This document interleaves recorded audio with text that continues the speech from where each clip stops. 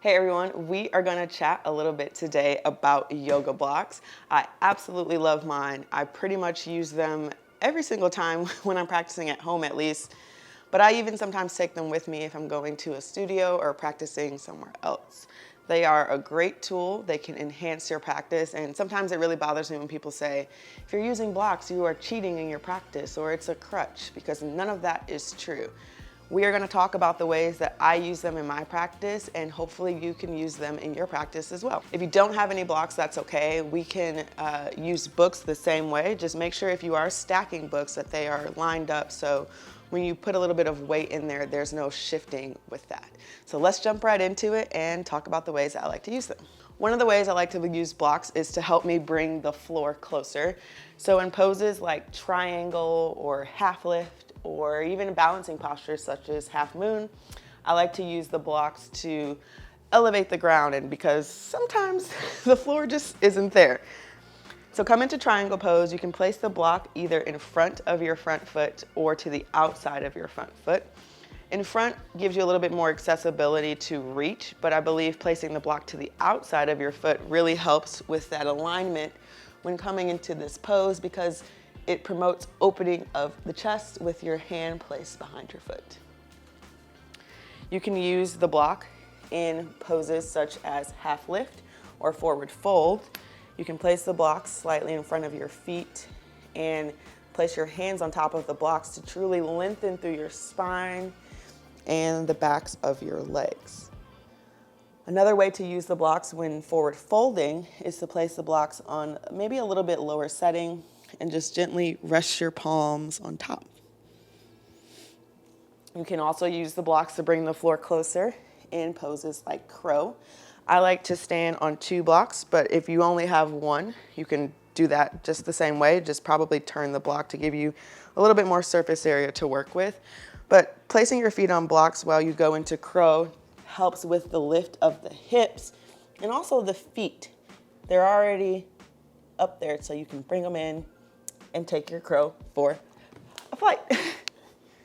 Lately, I've really been enjoying using blocks to find activation and bring awareness to muscles.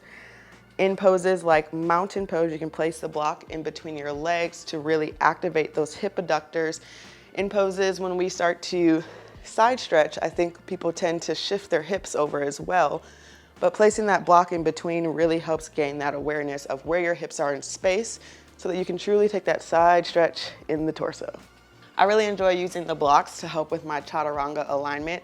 I place the block slightly in front of my hands, come into plank, and then slowly lower down, placing my shoulders on the blocks.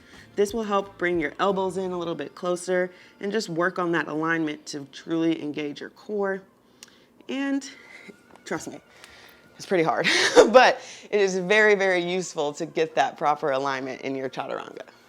You can place a block in between your shins in boat pose to find more activation there. And if you have multiple blocks, you can place one over your head in between your hands to go into poses like low boat, back to high boat. If you are working on the step through in your practice, you can place a block slightly in front or in between your downward facing dog, and utilize the block to really help lifting of the knee as you bring the foot forward, step it through. You can do the same thing with handstand hops, placing that block maybe just a little bit further back, come into your downward facing dog, lift up on the toes, bend the knees, and hop over the block. Helps lift your hips, and having that there just is a little bit of an obstacle, but again, it helps with that stability and that core engagement. One of my favorite ways to use the blocks is for support. I like to place blocks to the outsides of my knees in poses like bound angle to help take some of that pressure and some of that weight off, and it truly helps me relax in the pose and not have that muscle tension that is preventing me from truly getting the benefits. You can use it in meditation to sit on, or you can use it in poses like hero to help lift your hips and take some of the weight off of your knees, like that. There's a whole style of yoga that focuses on using props. It's called restorative yoga. And in restorative yoga, they have postures like supported bridge. So I like to take the block sometimes and place it underneath my hips as I lift into bridge. Slowly lower back down, bringing the chest to the chin.